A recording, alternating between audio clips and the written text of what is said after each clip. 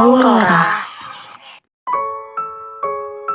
Halo semuanya, saya Firdausi Zahra Tri Agistinanda dengan akhiran NIM 024 akan menjelaskan tentang pengertian umum aurora.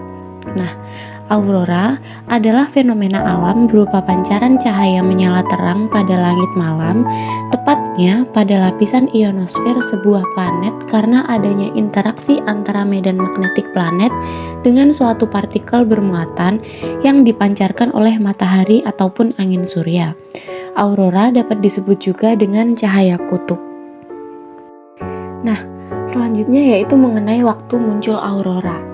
Aurora ini biasanya muncul ketika badai matahari menuju ke arah bumi.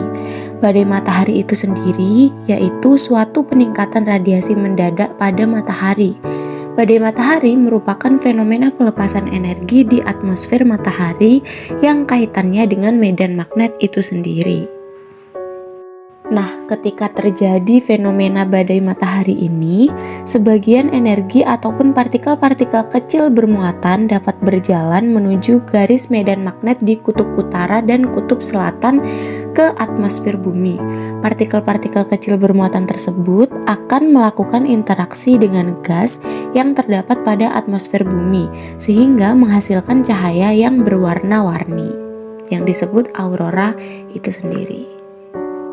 Nah, sehingga dapat disimpulkan bahwa aurora dapat terjadi karena adanya interaksi antara gas yang terdapat pada atmosfer bumi dengan partikel-partikel kecil bermuatan yang dihasilkan badai matahari dan kemudian ditarik medan magnet di kutub utara dan kutub selatan.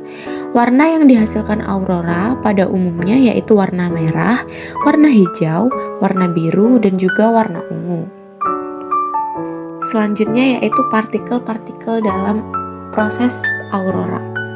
Nah, dalam fenomena aurora terdapat beberapa partikel kecil yang berinteraksi dengan gas yang ada pada atmosfer bumi. Nah, partikel-partikel kecil tersebut yaitu atom-atom dan molekul yang bertumbukan dengan partikel yang memiliki muatan negatif atau biasa disebut sebagai elektron, ataupun partikel yang memiliki muatan positif dan biasa disebut sebagai proton.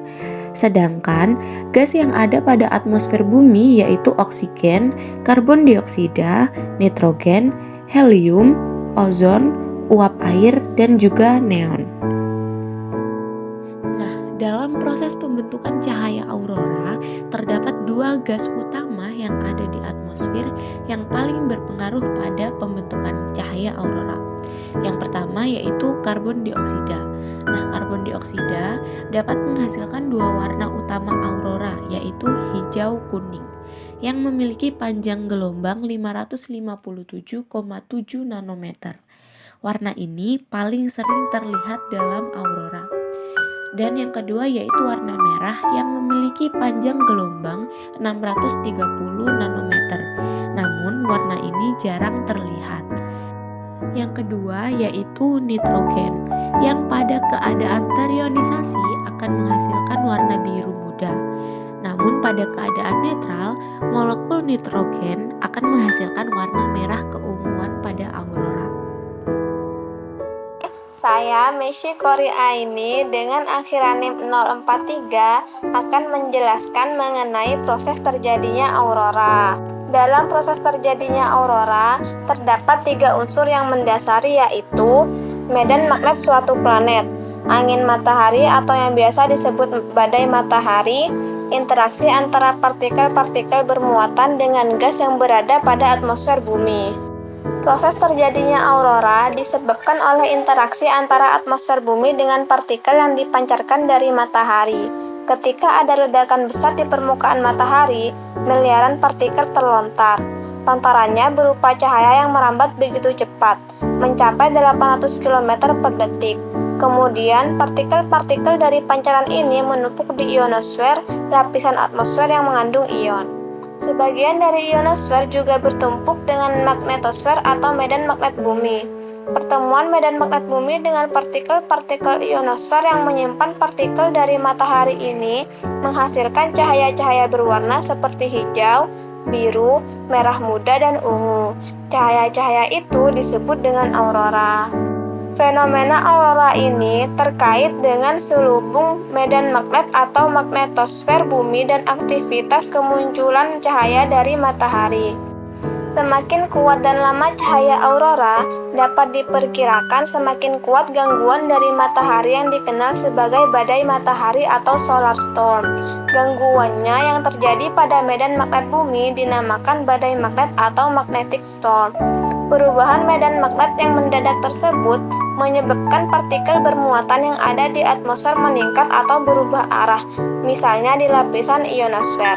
Aurora juga bisa muncul bila terjadi fenomena lanjutan pada magnetosfer yang dikenal sebagai magnetic substorm. Peristiwa ini memunculkan aura oval di kutub-kutub bumi yang simetri atau sama lain. Letak aurora.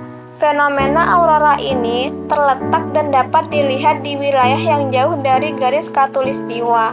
Karena semakin jauh suatu wilayah dengan garis khatulistiwa, maka semakin besar medan magnet bumi suatu wilayah tersebut.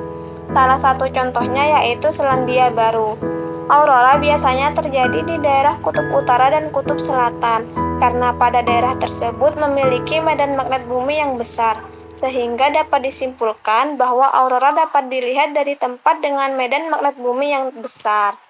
Baik, saya Priti Augustin Wildan Al-Hafid dengan NIM 110 akan menjelaskan mengenai dampak aurora beserta jenisnya. Yang pertama, dampak aurora. Aurora adalah cahaya yang menari-nari di langit pada malam hari. Tampilan cahaya aurora ini terlihat sangat indah dan memukau. Meskipun terlihat indah dan memukau, ternyata aurora dapat menimbulkan beberapa masalah bagi manusia.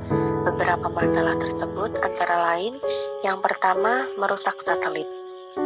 Aurora yang terbuat dari partikel bermuatan atmosfer matahari yang berupa lapisan elektron akan menumbuk magnetosfer yang menutupi bumi.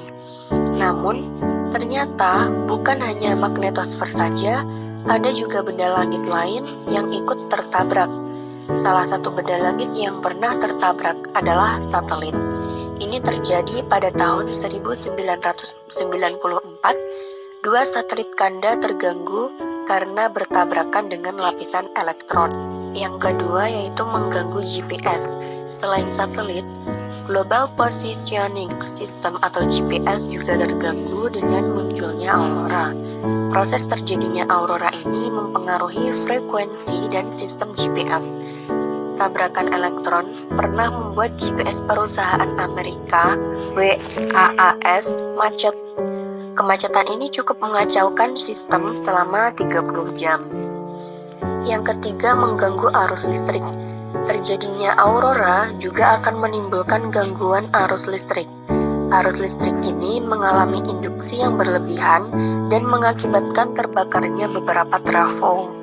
Peristiwa tersebut terjadi pada 13 Maret 1989 dan menyebabkan pemadaman listrik di Quebec, Kanada selama berjam-jam. Yang keempat, berbahaya saat dilihat langsung. Bahaya aurora lainnya adalah kerusakan pada mata jika dilihat secara langsung. Cahaya dari aurora memudar masuk dan keluar dengan sangat cepat, sehingga dapat membuat mata iritasi jika melihatnya secara langsung. Oleh karena itu, dianjurkan jika ingin melihat aurora, sebaiknya melihat melalui rekaman atau kamera. Jenis aurora. Aurora terjadi di daerah magnetik kutub utara dan kutub selatan. Aurora yang terjadi di langit bagian kutub selatan disebut aurora australis, sedangkan aurora yang terjadi di langit bagian kutub utara disebut aurora borealis. Yang pertama, aurora australis. Aurora australis bisa dinikmati sepanjang tahun, namun peluang terbaik untuk menyaksikannya yaitu pada bulan Mei hingga Agustus saat musim dingin, dan September saat musim semi. Lokasi terbaik untuk melihat fenomena indah ini adalah di wilayah selatan, yakni Tasmania. Selanjutnya, aurora borealis. Aurora borealis selalu terjadi di antara bulan September, Oktober, Maret, dan April. Aurora borealis memang sangat indah, namun terkesan kejam karena partikel yang mengandung energi asal matahari menghantam lapisan atmosfer bumi dengan kecepatan hingga 45 juta mil per jam.